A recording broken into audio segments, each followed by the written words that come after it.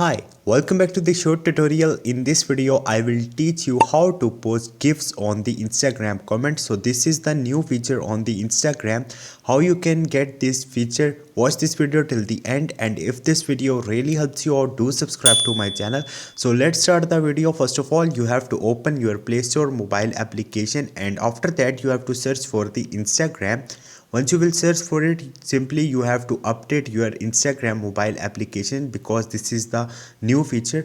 I have already updated my Instagram application. Simply go back and open your Instagram, and after that you have to select the post where you want to post a GIF. Simply I select this comment portion, and after that you have to click on the GIF from your keyboard and send any GIF from here which you want to send on this post. So this is the way. Hope this video will helpful for you. If you have any question or any confusion, just drop a comment. I will try to help you. Thank you.